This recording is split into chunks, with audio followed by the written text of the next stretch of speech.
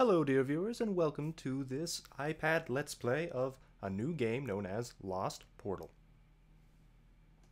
That's right, and it is in portrait mode, so I'm going to flip my iPad around. I've played a little bit of this already. It's by a guy named Mike Camilli, very nice guy. He answered my questions online about the game and told me that I could monetize the Let's Play and everything, so he's cool. Also listen to that music. Booyah. Anyway, I'm level 6 on my other run with Brutus, the orc. And how this works is I'm going to select a new slot. I'm going to then select my character. And I'm going to go with a red deck. So, do I want to go this guy? This gal? I don't know. We're going to go red, so probably this person. Why not? So now we select our color affinity. Okay, once again, red. And it'll change the border color depending on which color you choose. Yay. Originally I chose green for the very, very wonderful reason that it made the border pop out. Yes, you know. Good times. Alright, now this is actually important. The ability scores. This basically sets up in-game attributes for your character's deck, right? So, health and agility, I think, are the most helpful early on. Health will actually increase your health in combat, and agility means you can play cards faster than your opponents. And since this is a single-player, dungeon-crawling card game, being able to play first is huge. It really is huge. So I'm going to go for agility first. We're going to level it up to 15 because that's when we get our first attribute bonus. We also get more gold with this ability. Or a chance for more gold and extra cards. So I want to do that. And then I'm debating putting it into health. But you know what? Agility. We're going to go one-trick pony, min-maxing. I don't know. I hadn't tried this on my other character. I went kind of halvesies on everything because I wasn't sure what I was doing. With a focus more on health and agility. We're going to name this Jalinon. It's kind of fitting because the original character I had the name Jalinon on was a blood elf mage that focused on fire in World of Warcraft. So we're going to do that. Now, difficulty level. I was playing on normal in my other account. And basically, you can hover over each one to see all the issues with it. You can pause here if you want to read these all the way. But I'm going to go easy for now. You can do normal. I think normal is the proper difficulty if you want to get a better feel for the game. But just so that I don't get stuck as much and don't spend forever with terrible variants on some characters, since this is a card game, I want to do easy. Alright, we enter the small fishing village of Borodir. So as you can see, Lost Portal is pretty cool. There are all these little cards that hide parts of the map. And then we have a tutorial. So no worries, it'll tell you how to play. And it'll highlight in the top right that, oh, there's the game manual if you ever have a question. And as we keep clicking through the tutorial, it'll highlight different things. Once again, you can pause if you want to read this. I've already read through all this, so yeah.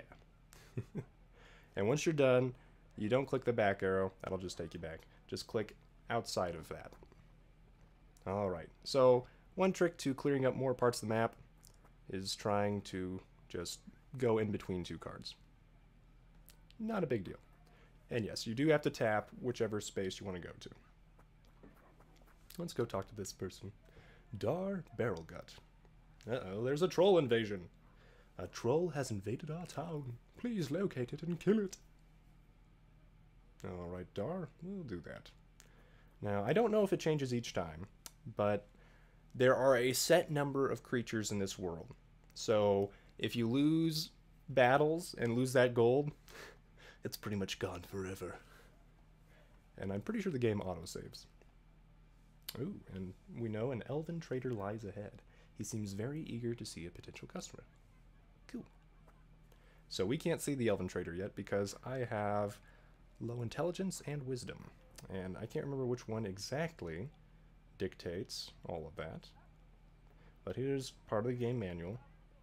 Scrolling through it quickly. You can click back and then you can find all the information you could ever want. So, where is the information that I'm thinking of? Ability keywords, no. Player abilities, there we go. Let's see. So, wisdom increases the distance you can see in dungeons. So if I had higher wisdom, I could see further ahead without revealing parts of the map. Ah, Tannen. He has a card shop.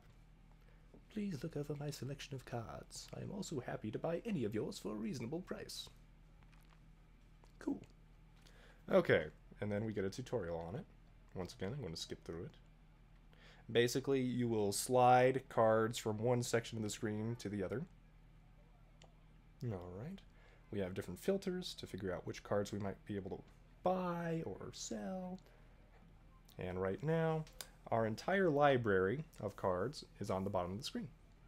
And we can see the gold numbers or yellow numbers are the cost of these cards when we sell them. So, 40, we could sell stuff for 40. We don't really care about that at the moment. Let's just filter out all fire. So, okay. And the library isn't showing the cards that are in our deck. So, you don't have to worry about accidentally selling cards in your active deck. If you have inactive decks, though, that's a different story. So, right now, we're not going to buy anything. There's probably no need. But, as you can see, there are quite a few cards here. And based on their rarity, they will have different costs. Right now, we have 100 gold. We're going to save that for the ability trainer, I think. It does cost quite a bit. Let's see. Alright, and here is the deck editor. I clicked the decks button. Now we're in here. Alright. Now, the funny thing about this is it flips the library to the top of the screen and your deck to the bottom. So that's one thing that may not be as consistent, but it works. It's pretty easy to figure out. Alright, once again, I'm going to skip through this a bit. Alright. Yep. More stuff. Cool. So now, let's try to refine this deck. You can see that there are 3 numbers on the very bottom of the screen. 41, 42, and 48. 41 is the minimum number of cards I can have in my deck. If you know a lot about card games, you want to keep a minimum of good cards in your deck. That increases your chances of getting the good cards you want. Now, the maximum number of cards we can have is 48. So, if we really wanted to jam-pack this deck full of things like card draw and playing multiple cards per turn, we could do that. Unfortunately, the agility health build is not going to be good for that. So we're going to try and keep it to a minimum. One way to do that, get rid of an Aeon. These Aeons are a lot like mana in Magic. You have to basically play those in order to get the energy to play more cards, right? Now, because we started with a red deck, we will always start with a red Aeon. If we, I think, leveled up Intelligence, then that means we can increase the number of cards that we can have in our minimums and maximums. So we could decrease the minimum and raise the maximum. And also, I think with Wisdom, we can just check this. Alright. Minimum is 40. And drops as your intellect goes up. Yep. Sweet. So once again, game manual, very useful. Use it early on. It's great. Alright. Yeah, and your intellect could increase your maximum as well. Yay. And there are good reasons for why you may want more cards in your deck with higher intelligence. You can draw more cards, you can use more cards, etc. Okay, so right now it looks like we've got a pretty good deck.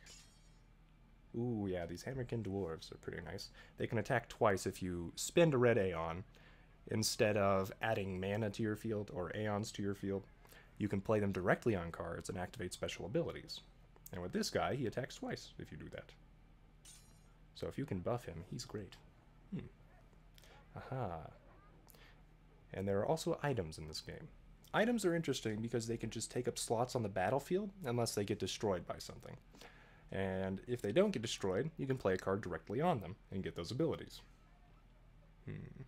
One reason I chose red was because it seems to have pretty good ways of clearing enemy minions or dealing direct damage, and it has great quality minions, like this Molten Heart Ogre. Ooh, and it has Combust. I forget what that is. Ooh, each player loses 2 life. So, red is kind of like the rogue in Hearthstone, where you're always close to the edge. Now, we've already reached our minimum. I'm not going to change anything else about this deck. And Reformation cards will bring stuff back from the deck. Good. Now, do we have any disruption? Okay. So, this is important to remember. A disruption spell is automatically cast from your hand when the enemy casts a matching card and you have the Aeon energy to cast the spell. This is one thing I emailed Mike about, or Michael, and basically it will auto-cast as long as you have the Aeon energy in play and you haven't used it up, right? So hopefully we'll get a chance to see that. One thing that had confused me was it appears to light up as long as your opponent has a card that could activate it, and you have the Aeon energy, but it will not activate until your opponent actually plays the card. So for a while I thought one of the spells might have been glitched, but no. Mike checked it, and it was great. So alright, we found a troll. We can tell because his border is not a friendly color. Alright. Troll Magician, it's on. So as you can see, the Troll Magician has 23 health, and I have 28, because I spent nothing on the health attribute. Alright, this is telling us all about the game. You can pause if you want to read it. There are basically 7 lanes for creatures, so on and so forth. Yep. Discard piles. Those are important. That's the hand. You can only have 7 cards in your hand. And you can move around cards in your hand because you will always lose, I think, the farthest left card if you overdraw. So right now, we're not worried about overdrawing. We've got an Aeon. We play it into our discard pile. We now have 2 red Aeons. Unfortunately, our creatures are 3 and 4 Aeons in expense. Yep, that one's 3. Oh, wait, what does it have? End of turn, Reckless Assault. So basically, it can deal 2 damage. That's pretty good. Now, none of these have Rush or Charge on them, so they will be fatigued when they get summoned. Alright. This is why I like having extra agility. Okay, perfect. Uh-oh, no, he countered my Aeon. And dealt 3 damage to my face. So that's Aeon Siphon. Oh, and it adds 1 red Aeon to your field. Ooh. Do I have that card? I want that card. Really good for early game. Anyway, we don't really want to deal 3 damage right now. We want to be able to use that against an enemy in case we can't deal with it. Okay, it's a Magma Warlock. It's got Magma Splash. Oh, that's cool. You can draw a card and deal damage. I want it. Okay. So, one thing to keep in mind is it is fatigued. It will not attack. So, what do I want to do? I will probably play Priestess of Flame because she can deal damage to all enemy creatures from wherever she's placed, right? So I'm going to do that. And starting next turn, that thing is going to lose health. And so is the thing right in front of me. So another important note of combat in this game. My Priestess of Flame will not immediately die when it attacks this Fiery Drake. It will just deal 1 damage to it. Now, on the next turn, the Fiery Drake will deal 3 damage to my Priestess without getting hurt in return. So, that's one thing to keep in mind is first turn advantage, is huge. That's why I keep on harping about it. Now, if I want my Priestess of Flame to survive, I have a choice here. And I'm going to do this. Fear my constant flame. Anyway, now we're going to get our Hammerkin Dwarf out there. So, my favorite strategy so far... Uh-oh, that's not good. Yeah. So, if you ever have a question about what was just played, you can go back into the discard pile and check it. And on death, Goblin Firebrand has Firestorm. It's a really great ability that just destroys everything on the field with 3 damage, pretty much. Yeah, and in the early game, that's just... debilitating. Okay, and this is a magic item. And as you can see, it's on an empty creature slot. And once a creature is played on it, it'll gain +1 attack and rush. This is what let the Goblin Firebrand just immediately attack.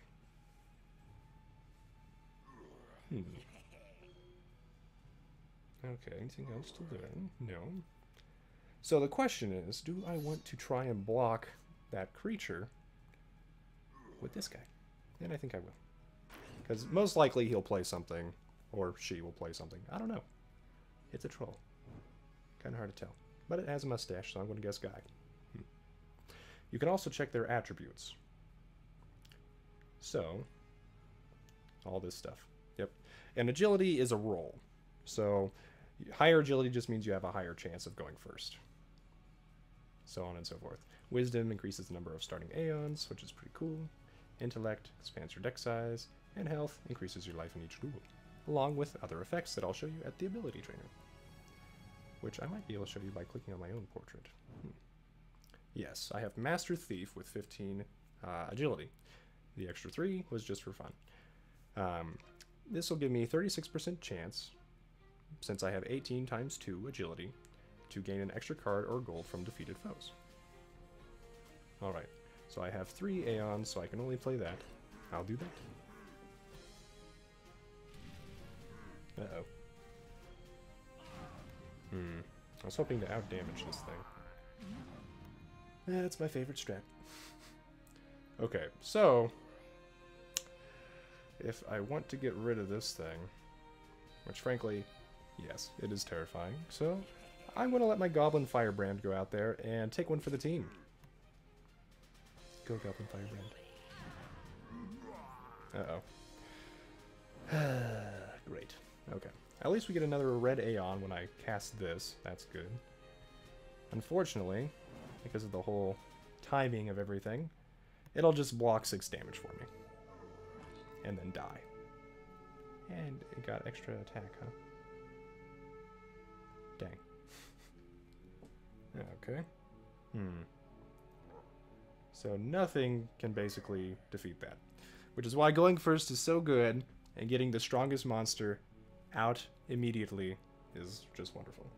So, I have to think, do I want to try to win, or do I want to stave off defeat? Right? So, if I want to try and set up for winning, I think I am going to have to play an Aeon, which will then get nerfed. Great. Well, that might affect things. I think I just have to stave off defeat until I can draw a spell to kill it.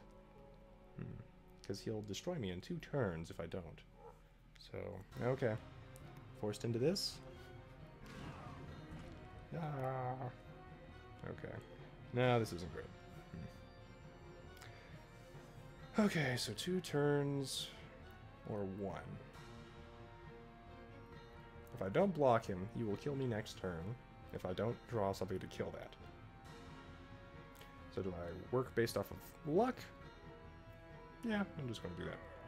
Okay. Alright, he couldn't destroy me utterly. I will keep blocking then. And pray I get something amazing to save my bacon.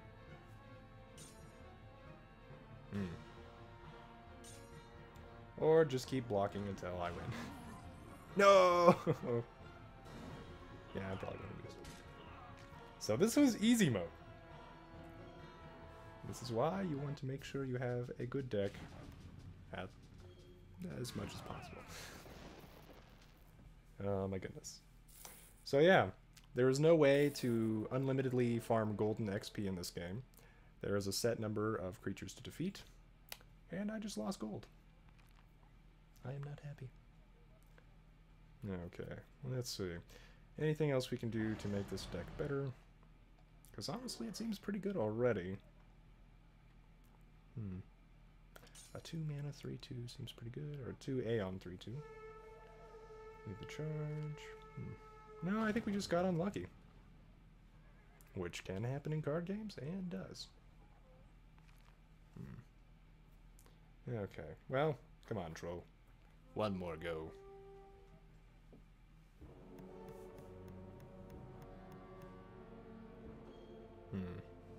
Do I want to get another Aeon back?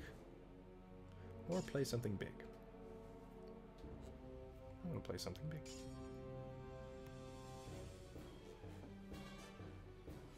Ah, great. Okay. So, because of this goblin. Okay. Well, you know what? We're going to kill the goblin, lose our dude, and still be able to play a new dude. Okay. That worked out decently well. So, we can play Volcanic Axe. Ooh, and prepare for this guy. Yeah, why not? We'll play that on the field. Ah. He just used a 7 damage card on a 1 health minion. I don't think that was the best move, bud. Okay, so because of that Volcanic Axe, this thing will have rush and extra attack. So it'll attack immediately. Excellent. Oh. And that was not great. Okay, so that can deal like 5 damage. Nice. Okay, we're going to just spend an Aeon, be able to play more cards in the future. Oh, great. Flame Weaver. Well, we can counter that with this goblin. That's nice. Oh, no! Okay. Well, I think I'm just going to let it deal 1 damage to me. And see if we can't, yeah, kill more stuff. Okay. So this thing is pretty big.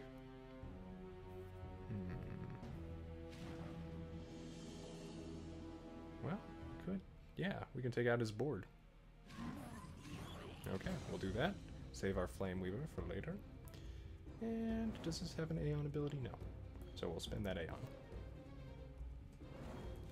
Okay, excellent. I think we are much better off than last game. And I should have put it on the Volcanic Axe. Oh well. We'll just say I'm being strategic. Yes. I'm not going to spend that Aeon because I might be able to use it on a Hammerkin Dwarf or something in the future. Okay, so if I save up 2 red Aeons in the future, then this will auto-cast from my hand when he tries to play an Aeon in the future. So we're just going to let this happen. Oh man, this Flame Weaver. So good. Okay, excellent. So we're going to give it an extra attack, rush, and double attack. So it did 1 attack already. And now attack again. Yay! Alright. Anything else? I think we're just going to save these cards. And we've got plenty of Aeons on tap. Okay. So if he tries to play an Aeon... No, he just discarded my card. Great. Or did I? Wait, what? I wasn't paying attention to my own life, so... Oh, okay. I think... he did that, and then I blocked it. Probably. Cool. Yeah. Anyway. My brain. We win. Yay! So, that first start is incredibly important in this game. This is single player, so you don't have to worry about multiplayer options at the moment. And you just have to figure out how to best defeat your enemy. Alright, so we did that. Finally, the Troll Magician is down.